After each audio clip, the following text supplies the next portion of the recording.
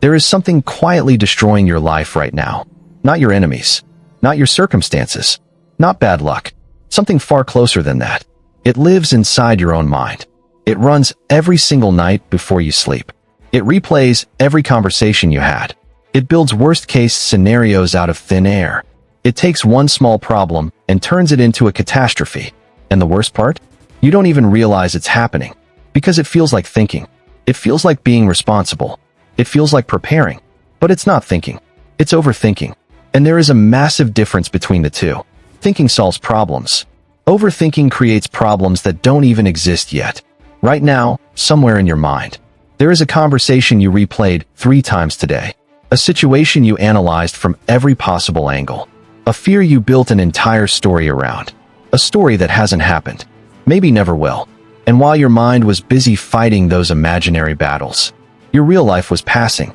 Moments you could have enjoyed gone. Energy you could have used, wasted. Peace you deserved, stolen. Not by the world. By your own, untrained mind. The Stoics understood this more than 2,000 years ago. They knew that the greatest enemy a human being faces is not outside them. It lives between their ears. And they built a complete system, a mental philosophy, to defeat it. Not with positive thinking, not with empty affirmations, but with cold, clear, brutal mental discipline. Today I'm going to give you that system. 10 lessons, each one deeper than the last, each one practical, each one drawn from the greatest minds in human history. But I need to warn you about something first. These lessons will challenge you. Some of them will expose things about yourself you've been avoiding. Most people will watch this, nod along, feel motivated for a few hours, and then go back to overthinking everything. But if you actually apply what you're about to learn, your mind will never work the same way again. You will stop being controlled by your thoughts. You will stop living in futures that don't exist. You will stop letting your imagination become your prison. And you will start living with the kind of power that most people spend their entire lives searching for and never find. Let's begin. Before you can defeat something, you need to understand exactly what it is. And most people have overthinking completely wrong. They think overthinking means thinking too much. But that's not it. Overthinking is not about the quantity of your thoughts. It is about the direction of your thoughts. Read that carefully, because this changes everything. Here is the difference. Thinking is when your mind moves toward a solution. Overthinking is when your mind moves in circles, going nowhere. Thinking says, here is the problem. What can I do? Overthinking says, here is the problem. What if it gets worse? What if I fail? What if people judge me? What if I can't handle it? What if? You see the difference?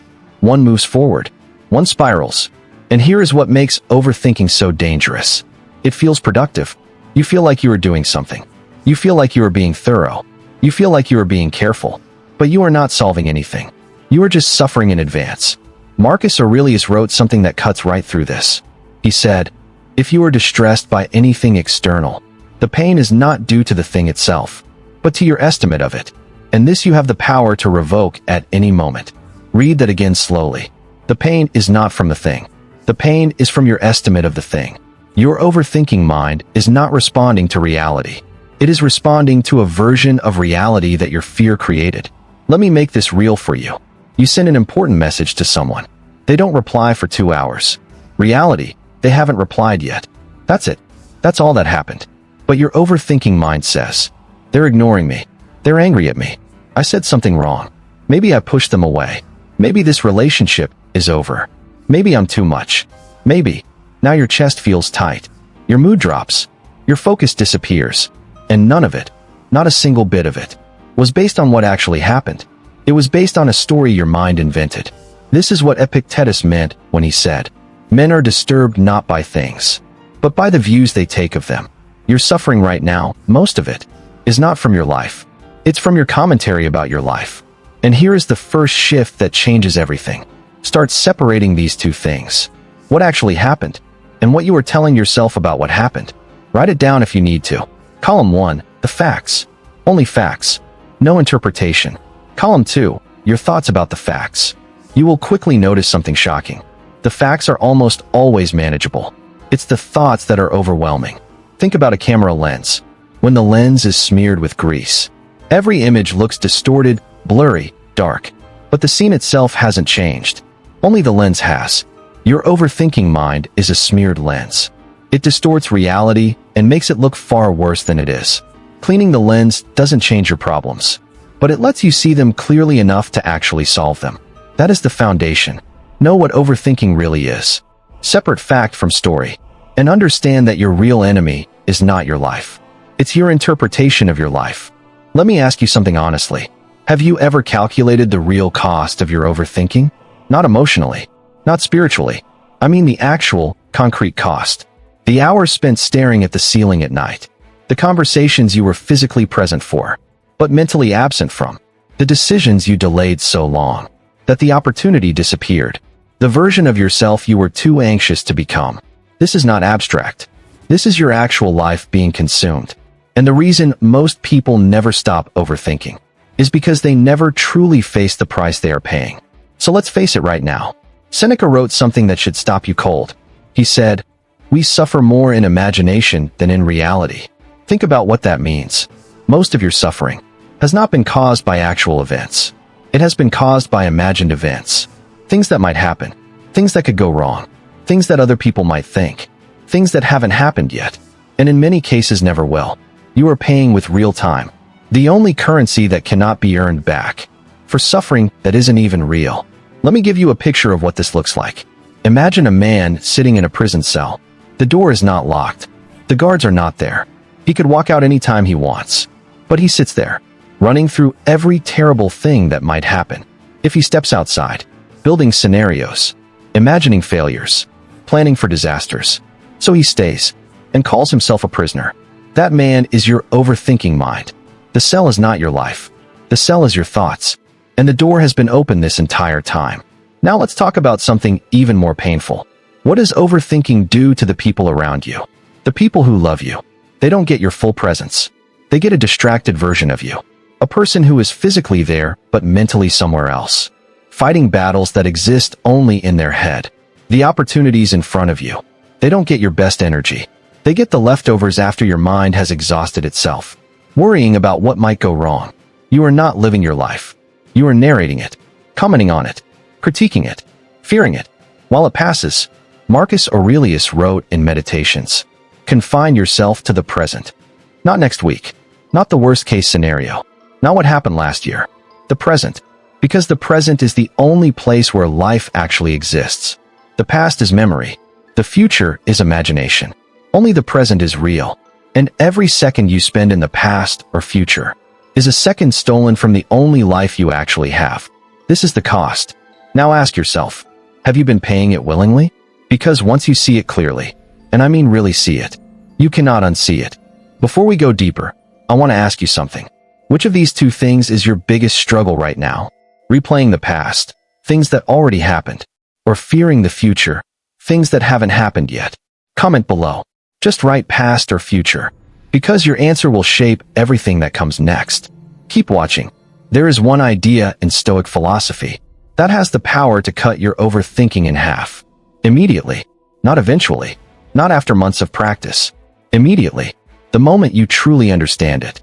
It is called the dichotomy of control, and it is the most powerful mental tool ever created. Here is what it says. Everything in your life, and I mean everything, falls into one of two categories. Things within your control, and things outside your control. That's it. There is no third category. Within your control. Your thoughts, your choices, your actions, your effort, your attitude, your values. Outside your control. What other people think of you. How they respond to you. What happens to your plans. The economy. The weather. Other people's decisions. The outcome of your efforts. What happened in your past. Now here is where this becomes life-changing. Epictetus, who was a slave, a man who had everything taken from him, a man who understood powerlessness from the deepest place, built his entire philosophy on this one principle. He said, "Make the best use of what is in your power, and take the rest as it happens." Not, try to control everything. Not, worry about everything. Make the best use of what is in your power, and take the rest as it happens. Think about what you overthink most. Someone's opinion of you. Outside your control. Whether a plan succeeds. Outside your control. What someone says about you. Outside your control. Whether people like you. Outside your control. You have been spending enormous mental energy, trying to control things that were never yours to control. And that is exhausting, because it is like trying to hold the ocean back with your hands. It cannot be done, and the trying destroys you. Imagine an archer. He trains for years. He perfects his form. He studies the wind. He aims with precision. Then he releases the arrow, and the moment it leaves the bow, the arrow is no longer his. The wind might shift. A branch might be in the way. Something unexpected might happen. But the archer is not disturbed, because his job was the preparation. His job was the aim. His job was the release. What happens after, that belongs to the world, not to him. That is how you must live. Give everything you have to what is within your control.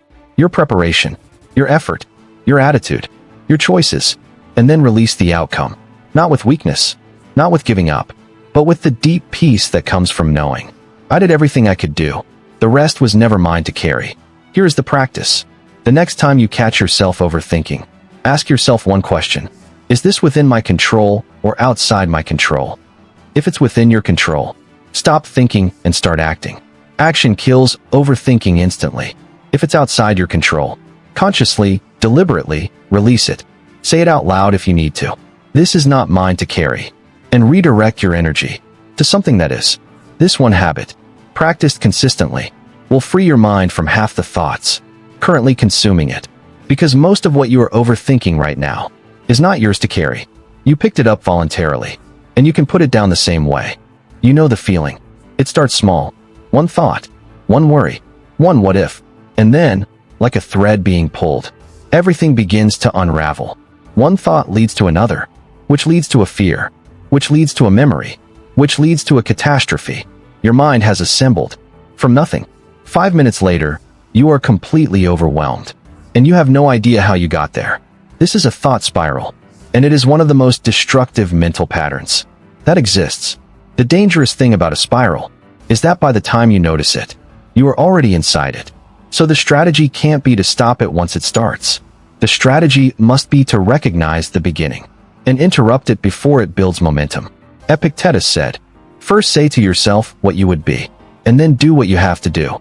This is about identity. This is about deciding in advance who you are going to be before the moment arrives.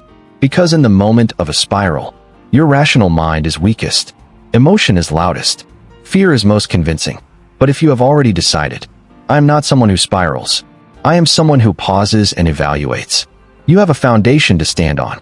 Here is the practical technique. When you feel a spiral beginning, and you will recognize it now, do this. Step 1. Name it. Say, out loud or in your mind, this is a thought spiral. This is not reality. Naming it creates distance.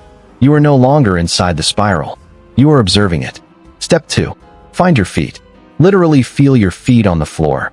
Press them down. Notice the physical sensation. This interrupts the mental loop. By pulling your awareness back into your body, back into the present, back into what is real. Step 3. Ask the question, what is actually true right now? Not, what might happen? Not, what could go wrong? Not, what does this mean? What is actually true right now? Usually the answer is, I am sitting in this room. I am breathing. Nothing catastrophic is actually happening. This situation is difficult but manageable. Step 4. Act on one small thing. Stand up. Drink water. Write one sentence. Take one step. Action, any action, breaks the paralysis of overthinking. Think about water on a stove. When it reaches boiling point, it creates steam, pressure, noise.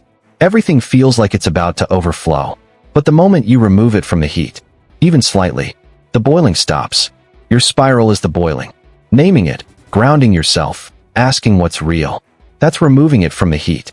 Marcus Aurelius wrote, the first rule is to keep an untroubled spirit. The second is to look things in the face and know them for what they are. Look things in the face, not in the distorted, catastrophized, fear-amplified version, as they actually are. That is how you stop a spiral, not by fighting it, by seeing through it. Here is a truth that most people intellectually understand, but almost no one actually lives. This moment, right now, is all you have.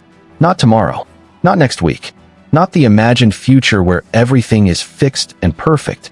This moment, and most people spend this moment somewhere else entirely, living in the past that hurt them, living in the future that scares them, anywhere but here. Marcus Aurelius wrote this to himself. Not for an audience, not to sound wise, for himself. In his private journal, he wrote, "Confine yourself to the present." A Roman emperor, one of the most powerful men who ever lived, with empires to manage, wars to fight, politics to navigate. And his daily reminder to himself was, be here, because he knew. Power does not come from thinking about yesterday or tomorrow. Power comes from full presence in this moment. Let me show you what this looks like in real life. You are eating dinner, but your mind is replaying a conversation from this morning, or building anxiety about a meeting tomorrow. Your body is at the table. Your mind is not. You are with someone you love, but your phone is in your hand. Your attention is divided. You are exercising, but you are thinking about your problems. You are always somewhere else. And because you are somewhere else, you are always missing something. The food tastes like nothing. The person across from you gets half of you. The workout energizes your body, but not your mind. And the overthinking continues. Because a mind without a present anchor has nowhere to land. It drifts. It spirals. It worries. It replays. Here is the practice. The Stoics called it doing one thing at a time. Fully. Completely. Without division. When you eat, eat. When you listen, listen. When you work, work. Give the present moment your full attention. Not because everything is perfect, but because this moment is real, and the thoughts consuming you are not. Think of a warrior before battle. He is not thinking about the war last year. He is not thinking about whether he might die. He is thinking about this step, this breath, this moment. Because this moment is where survival happens. Your life is the same. This moment is where living happens. Not in your replays. Not in your fears. Here, train yourself to come back. When your mind drifts, and it will, gently notice, and come back. Not with frustration. Not with self-criticism. Just back. This moment. This breath. This step. The Stoics believe that a life of full presence is not a small achievement. It is the highest form of living available to a human being, because it means you are not wasting the only thing that is truly yours. Your now? Let me ask you something uncomfortable. How much of your overthinking is about what other people think of you? Be honest. The thing you said that came out wrong. The way someone looked at you. The comment they made that you've analyzed 17 times. The opinion they might have formed. The impression you may or may not have made. Add it up. I would bet a significant portion of your mental energy, every single day, is consumed by people who are not in the room. People who, in most cases, are not thinking about you nearly as much as you think they are. Because here is the truth. Everyone is too busy overthinking about themselves to spend much time thinking about you. But your mind doesn't know that. Your mind treats every social interaction like a performance review, and you replay the footage obsessively afterward, looking for evidence that you failed. Marcus Aurelius, Emperor of Rome, a man who had millions of people forming opinions about him every single day, wrote this: "I have often wondered how it is that every man loves himself more than all the rest of men, but yet sets less value on his own opinion of himself than on the opinion of others." Read that again. You love yourself, but you value their opinion of you more than your own opinion of yourself. That is the trap, and it turns other people's passing thoughts into the controlling force of your mental life. Epictetus said something even sharper. If anyone tells you that a certain person speaks ill of you, do not make excuses about what is said of you, but answer, "He was ignorant of my other faults, else he would not have mentioned these alone." That is freedom. That is a mind so secure in itself that criticism doesn't land, not because of arrogance, but because inner certainty is stronger than outer opinion. Here is a question that will start to free you. Did I act according to my values in that situation? Not, did they like me? Not, did I impress them? Not, what do they think? Did I act according to my values? If yes, that is enough. That is the only review that matters. Think about the moon. It reflects light. It doesn't seek it. It simply exists, fully, completely, whether anyone is looking or not. On cloudy nights, no one sees the moon. The moon does not panic. It does not change. It continues being exactly what it is. That is identity grounded in itself, not an observation, not an approval. When you stop needing other people's approval, you take back enormous mental real estate. Thoughts that were renting space in your head, rent-free for years, suddenly evicted. And in that space, clarity, focus, real confidence, not the kind that needs constant feeding, the kind that simply exists. You understand that physical strength requires training. You don't expect to lift heavy weights. The first time you walk into a gym, you understand that muscles are built through consistent effort over time, through discomfort, through resistance. But somehow, you expect mental strength to just appear. You want to stop overthinking without doing the work to stop overthinking. You want emotional control without training emotional control. The Stoics were very clear about this. Mental strength is not a gift. It is a skill, built the same way every skill is built.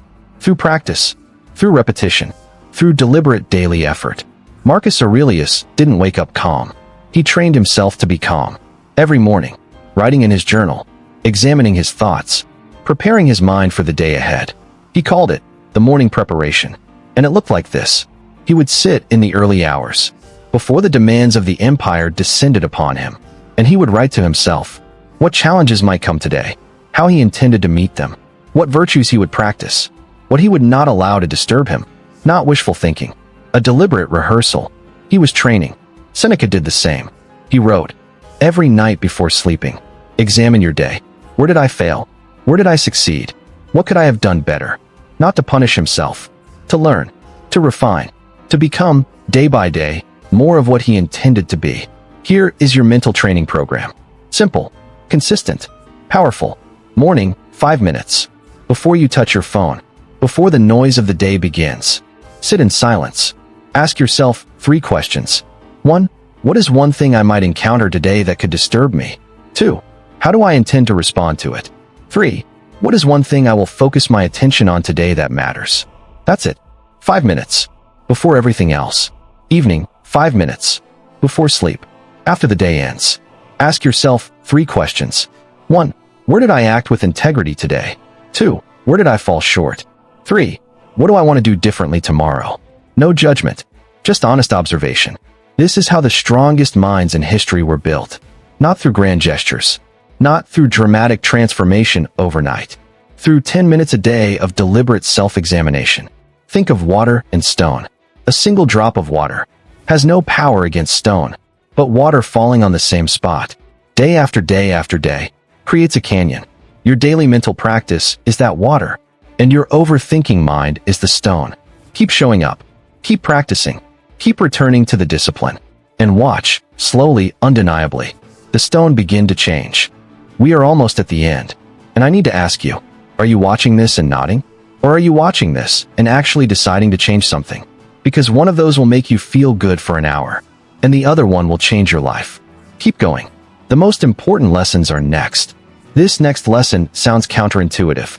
It might even make you uncomfortable at first, but it is one of the most powerful tools the Stoics ever developed, and modern psychology has confirmed it works. It is called negative visualization, or in Latin, premeditatio malorum, the premeditation of evils. Here is what it is. Deliberately, calmly, with intention, imagine things going wrong, not to create anxiety, but to destroy it. Because here is what most people don't understand about anxiety. Anxiety is not caused by imagining bad things. Anxiety is caused by imagining bad things, while believing you cannot handle them. Negative visualization breaks that belief. The Stoics would sit quietly and imagine losing the things they valued. Their health, their relationships, their reputation, their possessions. Not to be morbid, but to ask themselves, could I handle this if it happened? And almost always, the answer was yes. Not easily, not without pain, but yes, I could handle it. And that realization, that quiet confidence in your own resilience, dissolves anxiety at its root. Because anxiety says, if that happens, I will break. Negative visualization proves, if that happens, I will not break. Marcus Aurelius practiced this. He would remind himself, the people I love will die. My power will end. My body will fail. Not to be sad, but to be prepared, and to be grateful. Because when you truly face the possibility of losing something, you stop taking it for granted. Seneca wrote, let us prepare our minds as if we had come to the very end of life. Let us postpone nothing.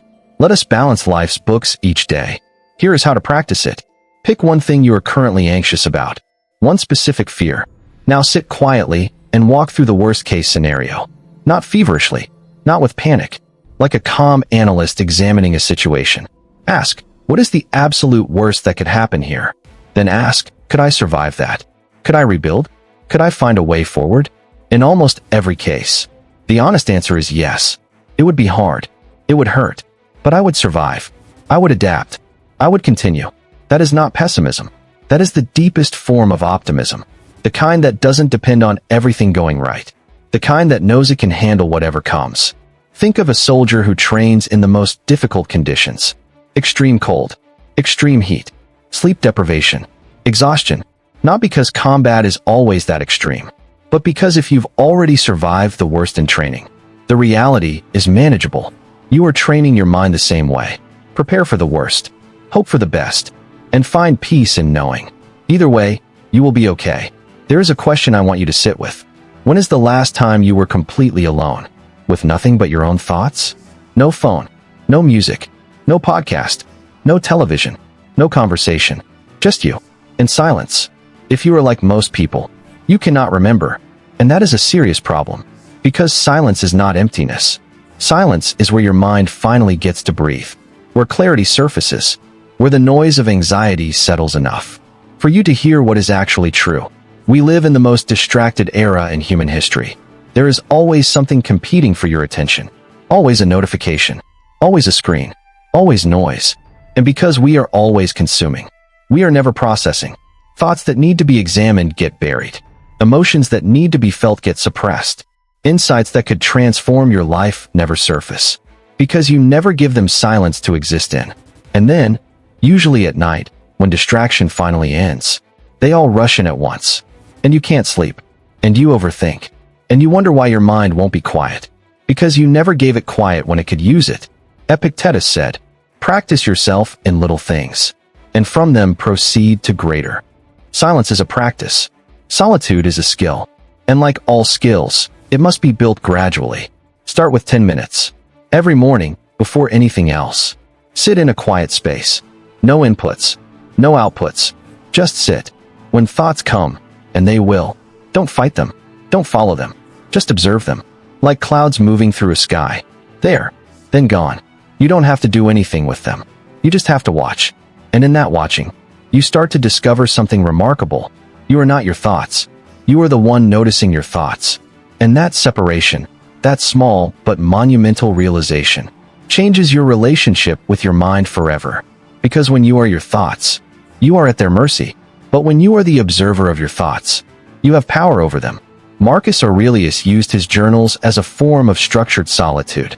Even surrounded by empire, by soldiers, by advisors, by war, he created an inner sanctuary, a place in his own mind, where he could observe, examine, and understand himself. That inner sanctuary is what kept him sane, what kept him disciplined, what kept him powerful. You can build the same thing, not in Rome, not in a palace, in 10 minutes of silence. Every morning, think of a snow globe. When you shake it constantly, there's nothing to see but chaos. Particles flying everywhere. But the moment you set it down and let it be still, everything settles, and the scene inside becomes clear and beautiful. Your mind is the snow globe. Stop shaking it. Set it down. Let it settle. And find what was always there beneath the chaos. Clarity, peace, power. We have arrived at the final lesson. And this one is different. Because the first 9 lessons were about what to stop. Stop spiraling. Stop seeking approval. Stop living in the future. This one is about what to start. And it is the most important thing I will say today. Start living. Not planning to live. Not waiting to live. Not thinking about living. Actually, fully, presently, living. Because here is what nobody tells you about overthinking. It is not just a mental habit. It is a way of postponing life. As long as you are overthinking, you don't have to commit. You don't have to act. You don't have to risk. You don't have to fail. You don't have to fully show up. Overthinking is, in its deepest form, a defense mechanism. A way of feeling like you are doing something, while actually doing nothing. A way of staying safe by staying still. But Epictetus saw through this completely. He said, first say to yourself what you would be. Then do what you have to do. Who do you want to be? Not what do you want to think about being. Not what do you want to plan about being. Who do you want to be? Because that person, the one you keep imagining, does not live in your thoughts. They live in your actions. They exist only when you move. Marcus Aurelius, who had more reasons to overthink than almost any human who has ever lived, wrote this: "You have power over your mind, not outside events. Realize this, and you will find strength. Not power over outcomes, not power over other people, not power over the future. Power over your mind. That is the only power that matters. And it is the only power you have always had. But power over your mind does not mean sitting and thinking the right thoughts. It means directing your mind toward what is real, what is present, and what is within your control, and then acting. Here is the final shift I want you to make. Change one sentence that lives in your mind. Change, what if this goes wrong? 2. I will handle whatever happens. Change, what do they think of me? 2. Did I act with integrity? Change, I'm not ready. 2. I will be ready by doing. Change, I'm afraid. 2. Good. This matters to me. These are not affirmations. These are redirections. You are taking the same mental energy that overthinking uses and pointing it somewhere powerful. Think about an untrained horse. Wild, unpredictable, powerful, running in every direction, consuming everything. That is an untrained mind.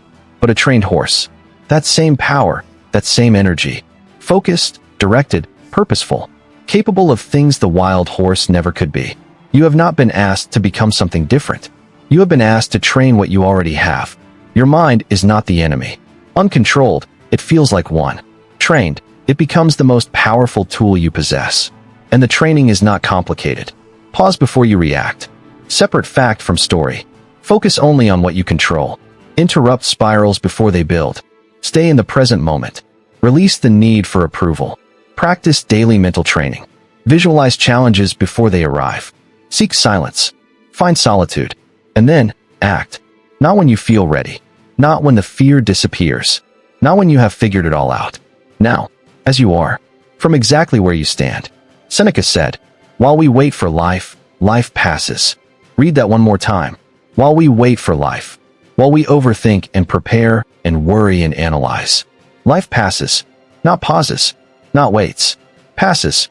Your life is not a rehearsal you are preparing for. It is happening right now. In this moment. In this breath. In whatever is right in front of you. And the question, the only question that actually matters, is, are you present for it? Or are you somewhere in your head, living in a moment that doesn't exist, while the one that does slips by? The Stoics did not promise you a life without difficulty. They promised something far better. A mind that difficulty cannot break. A spirit that chaos cannot touch. A self that is grounded so deeply that the storms of life pass over you, without uprooting you. That is what you are building. Not in one video, not in one day, but one pause at a time. One present moment at a time. One honest self-examination at a time. You started this as someone watching a video about overthinking. You are leaving as someone with a philosophy, a way of seeing, a way of living, a way of being. Use it. Before you go, I want to give you one thing. Not a list. Not homework. One thing. Tonight. Before you sleep. Sit in silence for 5 minutes. No phone. No distraction. Just ask yourself one question. What am I overthinking right now that I need to release? Write down the answer. Then write this beneath it. This is outside my control. I release it. I return my energy to what is mine. That one practice, done consistently, will begin to rebuild your mind. From the ground up. Not perfectly. Not immediately. But real. And permanent. If this video reached you, if something here shifted, share it with one person who needs it. Because the person in your life, who overthinks everything, who can't sleep, who lives in their head, they need this philosophy. Not motivation. Philosophy. A way of thinking that lasts. Stay present. Stay grounded. Stay in control. And remember, the life you are waiting to live is already here. Stop thinking about it and start living it.